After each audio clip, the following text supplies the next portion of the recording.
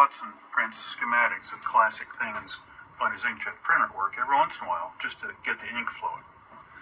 Okay, like before he has to do a print, he has a backlog of drawings to print. So he had this Hallicrafters SX99 schematic. It's a classic, wonderful receiver with band spread tuning and all that.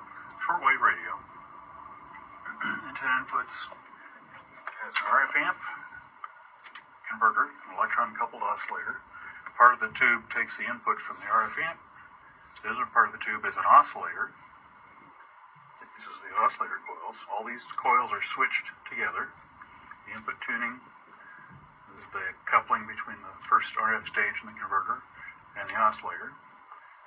So this tube, the converter, has an RF oscillator and it's an amplifier, and it mixes the incoming RF with the local oscillator to generate an intermediate frequency signal, which I don't know if it's 455 kilohertz on this.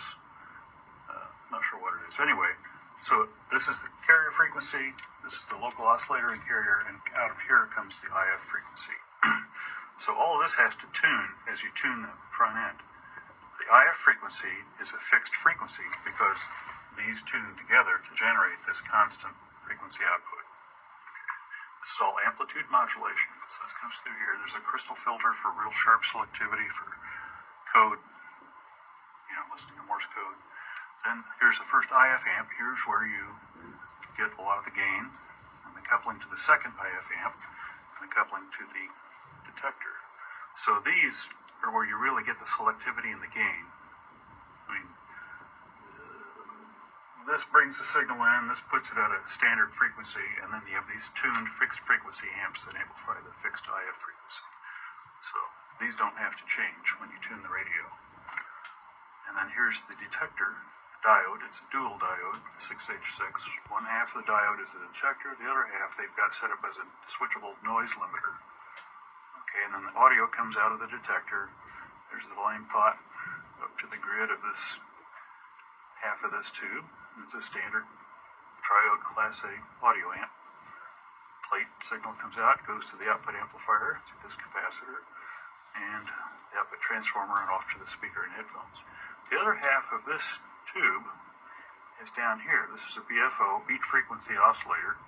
So when you're listening to code or some otherwise unmodulated signal, code is a just carrier going on and off.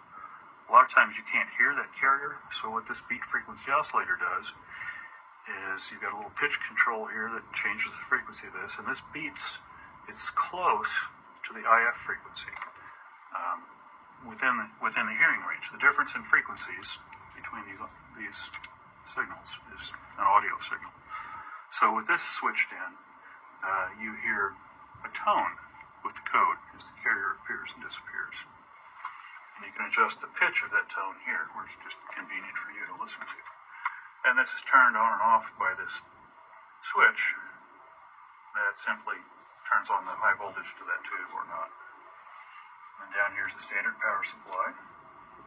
Power transformer, 5Y3 full wave rectifier with a center tapped secondary on the power transformer. 6-volt winding, dial lights, and tube filaments. The rectifier tube filament has its own 5-volt winding, which is the rectified high voltage filter cap. A couple of decoupling resistors where this voltage feeds off to another stage. Another decoupling cap here. And here's the other feature of this is the sensitivity, receive sensitivity control. And this is in the cathode circuit of the RF amp, and I believe, let's see, cathode circuit of the first IF amp and the second IF amp. So this is a resistance in the cathode circuits of 3 stages of RF, so you can adjust the gain of those stages by varying that cathode resistance. So, anyway, the magic is all in these tuned circuits, the oscillator, IF, demodulator, or envelope detector, audio amp, beat frequency oscillator, rectifier. What year is this? Oh gosh, this would be This could have been anywhere from, I don't know exactly. Dad bought his in like 1960, and I think it was used. Helicrafters has been in business for generations. So, I know that, I don't know if this model existed in World War II, probably perhaps shortly after World War II or in the 50s.